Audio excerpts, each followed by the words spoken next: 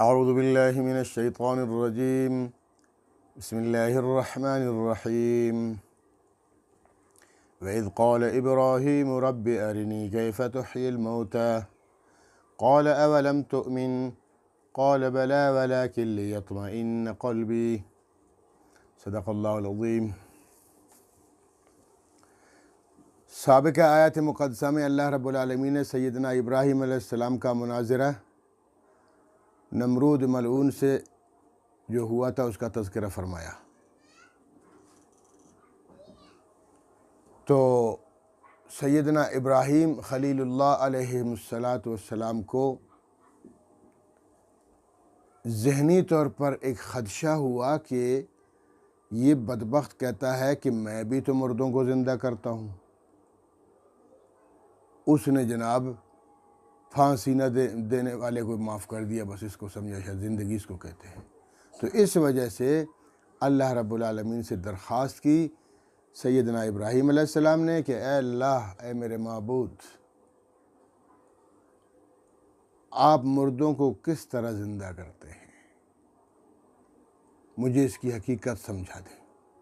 تو اس لیے فرمایا وَإِذْ قَالَ إِبْرَاهِيمُ، اور جب کہا ابراہیم علیہ السلام نے، اور اذ جب قال فرمایا کہا ابراہیم علیہ السلام نے، رب، اے میرے رب، اے میرے پروردگار، ارنی، مجھے دکھائیے، کیف تحیی الموتیٰ، کیسے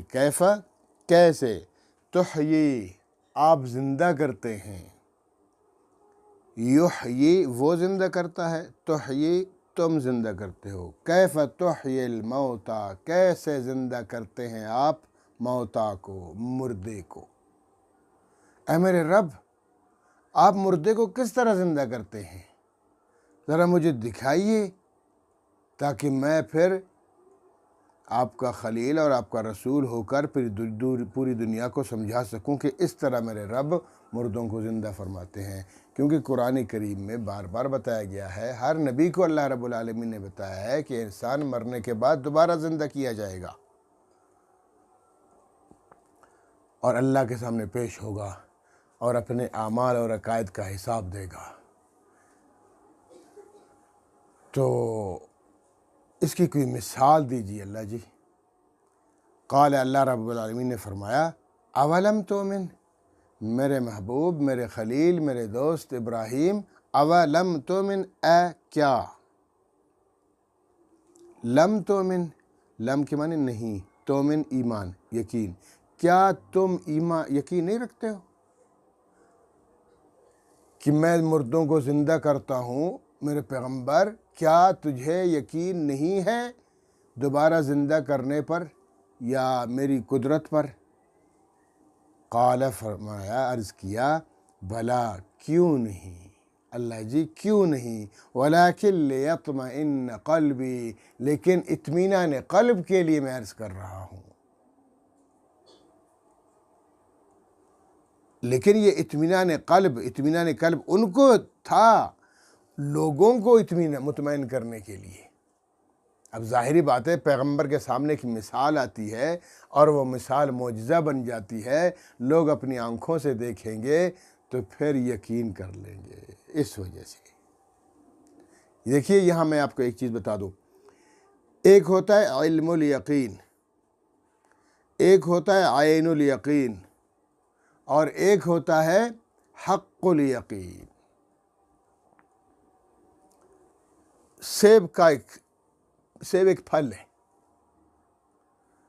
پوری دنیا والے سیب کو جانتے ہیں،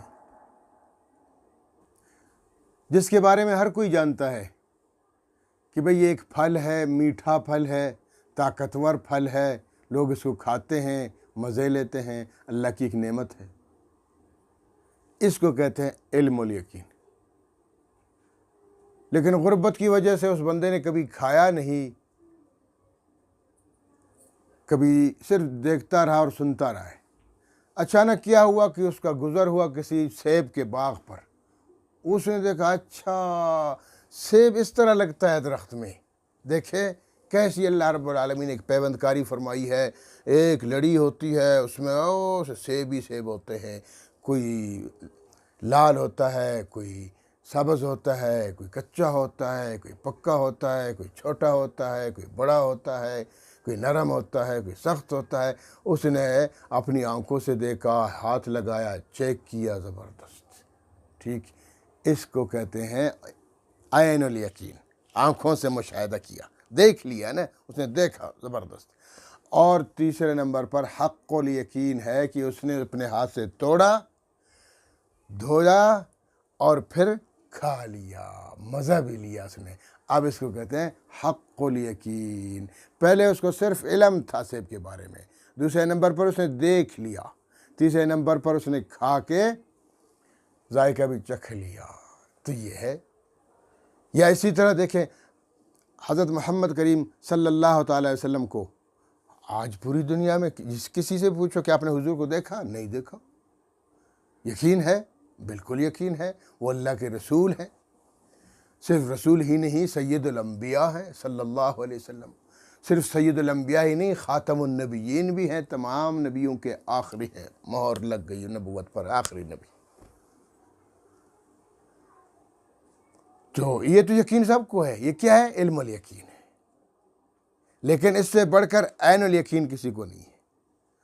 ہم الحمدللہ اسی علم الیقین کی بنیاد پر جنت بھی جائیں گے، علم الیقین کی بنیاد پر اللہ کے رسول صلی اللہ علیہ وسلم کی شفاعت بھی پائیں گے، کیونکہ ہم مجبور ہیں کہ اللہ کے رسول کے زمانے میں ہم پیدا ہی نہیں ہوئے، تو صرف ہمارے لیے علم الیقین کافی ہے۔ جو صحابہ کرام تھے، اللہ کے رسول کے دور اقدس کے زمانے کے لوگ تھے، اللہ کے رسول صلی اللہ علیہ وسلم کو دیکھ لیا ایمان کی حالت میں۔ ویسے تو ابو جہل نے بھی دیکھا بدبخت میں، عتبہ اور شیبہ نے بھی دیکھا، اور کفار نے بھی دیکھا، عبداللہ بن ابی بن سلول خبیث نے بھی دیکھا، لیکن ایمان قبول نہیں کیا، وہ اصحابی نہیں بنے، صحابہ میں شامل نہ ہوئے۔ بالکل دیکھا، لیکن صحابہ نے دیکھا۔ اس کو کہتے ہیں علم عین الیقین، عین الیقین، آپ صلی اللہ علیہ وسلم کو دیکھا۔ پھر کیا ہوا؟ حق الیقین بھی ان کو ہو گیا کہ آپ صلی اللہ علیہ وسلم کے معجزات کو دیکھا، آپ صلی اللہ علیہ وسلم کی محفل میں بیٹھے، آپ صلی اللہ علیہ وسلم کیسے بولا کرتے تھے، سبحان اللہ، آپ صلی اللہ علیہ وسلم کے انداز بیان دیکھا، آپ صلی اللہ علیہ وسلم کی نظروں میں نظریں ملا لیا انہوں نے، اور آپ صلی اللہ علیہ وسلم کا متعلق تمام زندگی کو چیک کر لیا، دیکھ لیا کہ آپ صلی اللہ علیہ وسلم کیسے چلتے ہیں، آپ صلی اللہ علیہ وسلم کیسے سوتے ہیں، آپ صلی اللہ علیہ وسلم کیسے کھاتے اور پیتے ہیں، آپ صلی اللہ علیہ وسلم کی عادات مبارکہ، آپ کی آنکھیں کیسی تھیں۔ یہ ہو گیا حق الیقین۔ پہلے صرف علم الیقین جو ہم سب کو حاصل ہے، دوسرے نمبر پر ہے عین الیقین، مشاہدہ کرنا، اور تیسرے نمبر پر حق الیقین ہے، یقین حقیقت میں بدل گیا، بالکل حقیقت سامنے آ گئی، آپ صلی اللہ علیہ وسلم کو سب کچھ دیکھ لیا۔ یہ ہوتے ہیں صحابہ کرام رضوان اللہ تعالی علیہم اجمعین۔ اس لیے تمام اہل سنت والجماعت کا عقیدہ ہے کہ صحابہ کرام پوری امت سے اعلیٰ اور افضل ہیں، اتنے اعلیٰ اور افضل ہیں۔ حضرت ابو ہریرہ رضی اللہ تعالیٰ عنہ فرماتے ہیں کہ بتاؤ وہ کون سا صحابی ہے جس نے ایک نماز بھی نہیں پڑھی، ایک روزہ بھی نہیں رکھا، کوئی عمل بھی اچھا نہیں کیا۔ کیا ہوا؟ صحابہ کرام جا رہے تھے جہاد میں، اللہ کے رسول بھی ساتھ تھے، غزوے میں جا رہے تھے، راستے میں ایک چرواہے نے دیکھ لیا، پوچھا کہاں جا رہے ہو؟ بھائی لڑنے کے لیے۔ اچھا کیوں لڑتے ہو بھائی؟ اللہ کا، انہوں نے کہا صحابہ کرام نے، یہ اللہ کے رسول ہے محمد صلی اللہ تعالی علیہ وسلم، اللہ نے ان کو رسول بنا کر بھیجا ہے، اور جو کفار اللہ کے رسول سے ٹکر لیتے ہیں، اللہ فرماتے جاؤ ان سے لڑو۔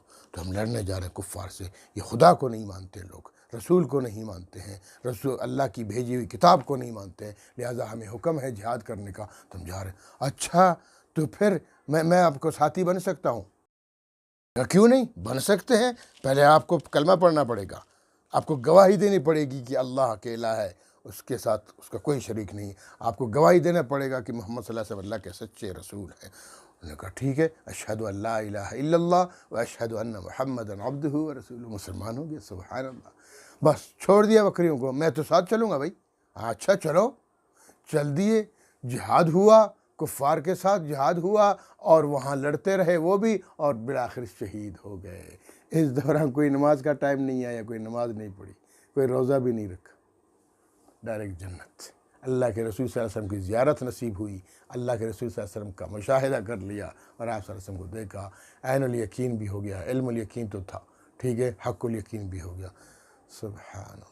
اس لیے تمام اہل سنت والجماعت کے جتنے طبقات ہیں، بریلوی، دیوبندی، اہل حدیث، سب کا نظریہ یہی ہے، جمہور علماء کا نظریہ اہل سنت والجماعت کا یہی ہے کہ جتنے اولیاء ہیں وہ سارے مل بھی جائیں تو اس صحابی کے برابر بھی نہیں ہو سکتے جس نے صرف ایک دفعہ اللہ کے رسول صلی اللہ علیہ وسلم کے ساتھ ایمان کی حالت میں شرکت کی۔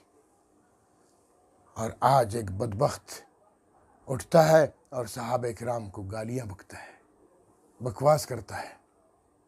رافضی، چلو رافضی سے کوئی گلہ نہیں، اس کا مذہب ہی یہی ہے، عبداللہ ابن ابی ابن سلول کی نسل۔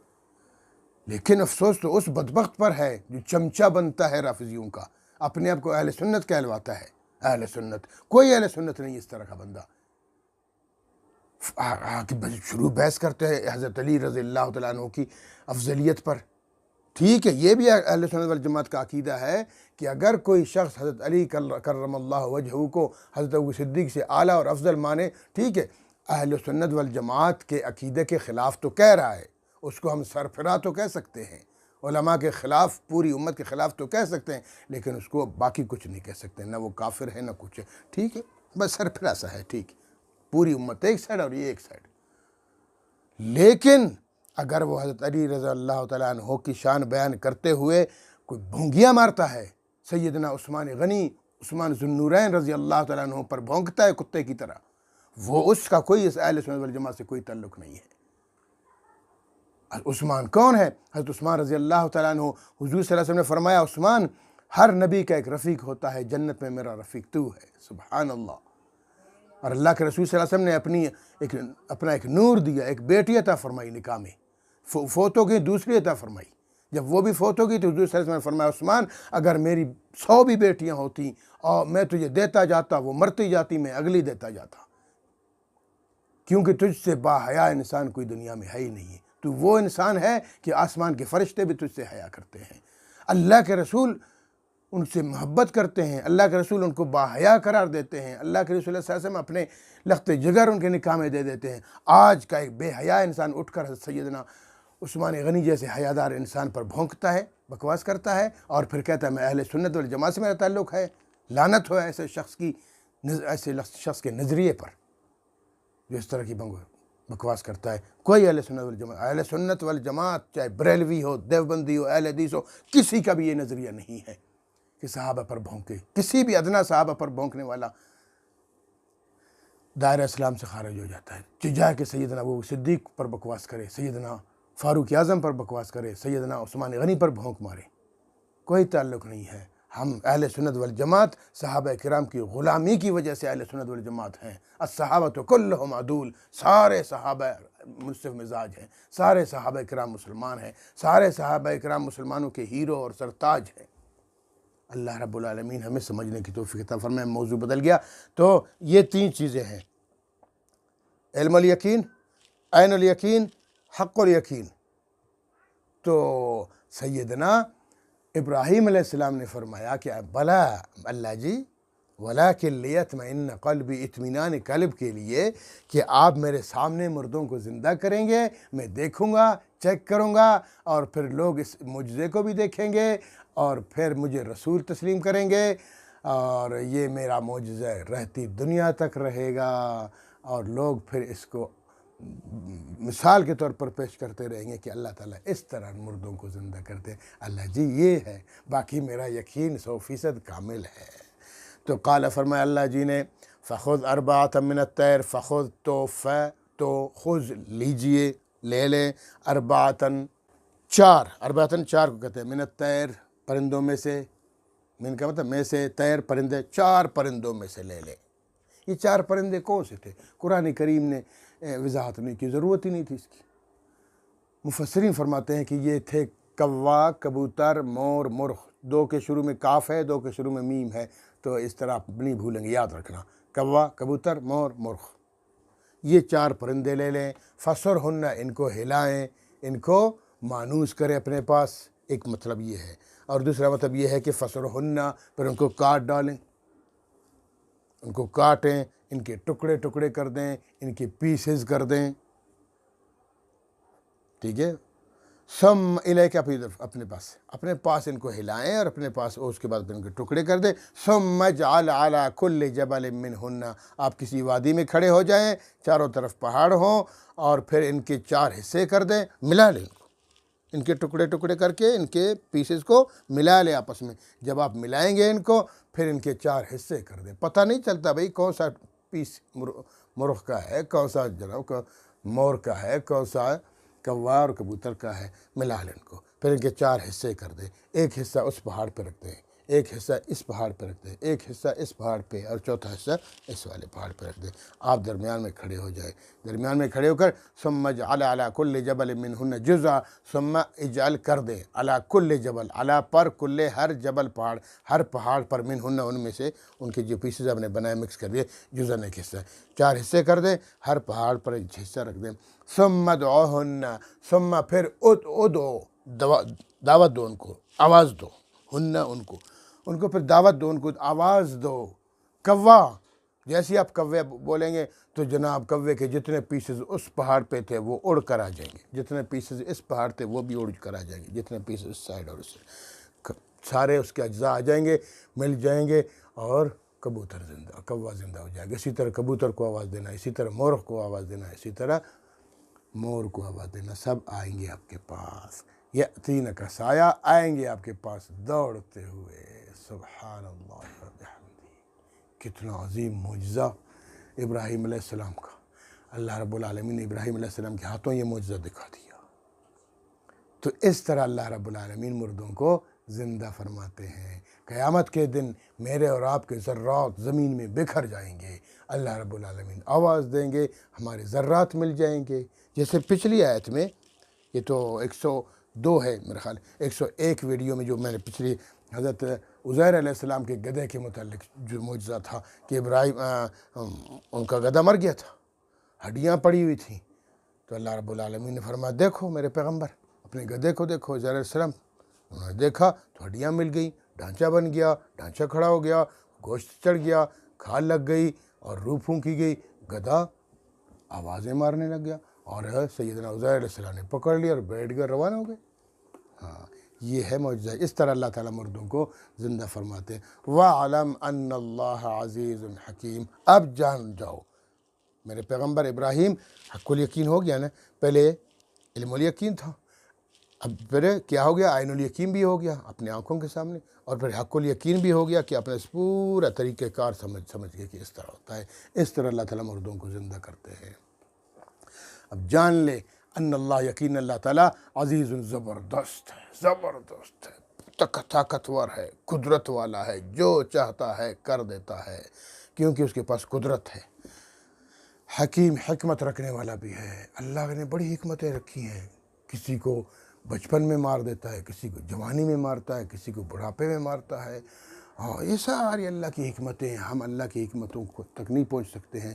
جس طرح اللہ فرما کرتے ہیں اسی میں بہتری ہے. اللہ رب العالمین ہمیں سمجھنے کی توفیق عطا فرمائے. وآخر دعوانا الحمدللہ رب العالمین.